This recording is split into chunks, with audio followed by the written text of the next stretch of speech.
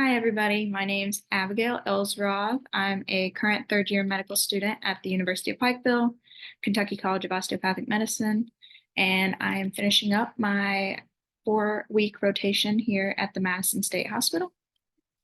Dr. Elamine had asked me to prepare a short presentation about something I'm interested in that would pertain to you guys and the work you do at the state hospital. So I think right now I'm interested in family medicine.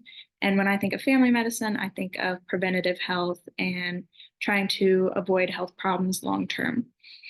So I decided to do a quick little presentation on any updates from the USPSTF screening guidelines that are available online. So let's get started. So first, I just did a little bit of looking into the patient population that you guys have there at the Madison State Hospital. This is as of February 12th, 24.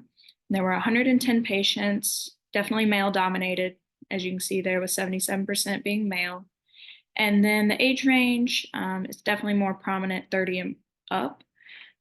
Nothing real different between the three higher age groups, but I thought it was interesting to note that there was an average age of 48.3 for the patients here.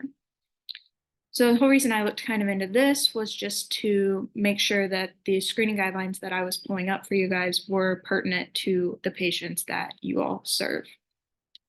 So for that reason, there's a couple areas of guidelines that won't be discussed here, either because you guys already do it, monthly at treatment teams or maybe even daily, or it shouldn't apply to you.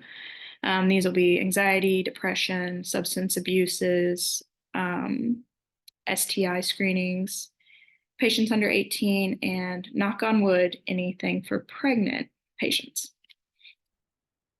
So we'll get started. First one is for AAA, abdominal aortic aneurysm. This is a recommended screening in men age 65 to 75 who have ever smoked in their lifetime. For breast cancer screening, we recommend a biannual screening for women aged 50 to 74. For cervical cancer, we look for cervical cytology in women aged 21 to 29 every 3 years. And for women aged 30 to 65 every 3 years, unless they're getting the co-testing with HPV, then it can be pushed out to every 5 years. And I forgot to mention, but the month and year down at the bottom were the last time that this recommendation was updated by the USPSTF. All of them seem to be within the last 5 to 6 years, but just so you guys know what that means. For colon cancer, we recommend a screening colonoscopy in all adults aged 45 to 75. This is probably the one that people have heard of, most recently changing. It used to be 50 years old, and then a couple years ago it dropped down to 45 as they're seeing a higher rate of colon cancer in younger folks. For hepatitis B and C screenings, these are really recommended for patients who are at higher risk for these infections. The at-risk populations listed on the website specifically were immigration from endemic areas, IV drug use history, men who have sex with men, patients with HIV, and patients who share needles.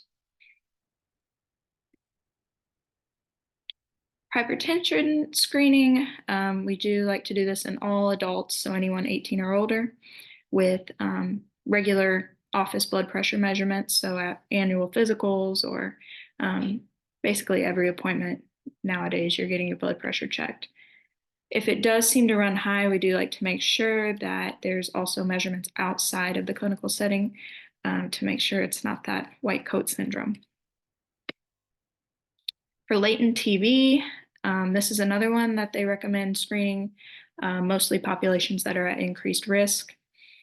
These populations are kind of similar to the hepatitis B and C, with immigration from high prevalence areas, high risk congregate areas, which are shelters, prisons, definitely living situations like Madison State Hospital, immunosuppression, patients with HIV, organ transplant recipients, and patients with silicosis.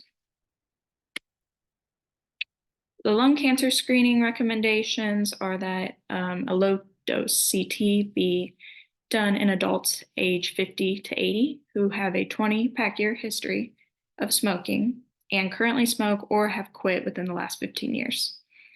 These screenings can be done or can be discontinued once they've been abstinent of smoking for 15 years, or they have some other health problem that's causing them a shorter life expectancy.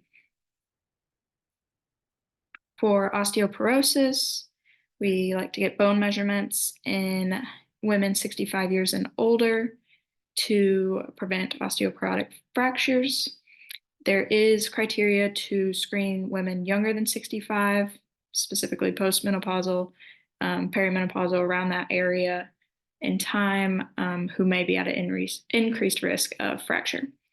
And this can kind of be determined if they're a good fit for that by the formal clinical risk assessment tool, which is something I have just learned about, and that is available on the website. For diabetes screening, we recommend it in all adults aged 35 to 70 who are overweight or obese. And then statin use, which I think is the last recommendation here. The recommendation for use of a statin for prevention of cardiovascular disease in adults aged 40 to 75 who have one or more cardiovascular disease risk factor and an estimated 10-year risk of a cardiovascular event with 10% or greater. So the only source I really used for this was the USPSTF website here. I did put a link and I put a small screenshot of what the website looks for. They're kind of just in this graph form, alphabetical. There's tons of more recommendations out there. Like I said, I kind of left out a few that seem like you guys already hit or are not pertinent to your populations.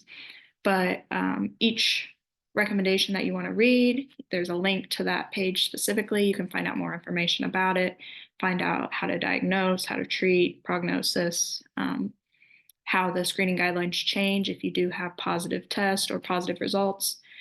So overall, great website. And I hope this helped you guys today. And I want to thank you guys for a great month. Bye.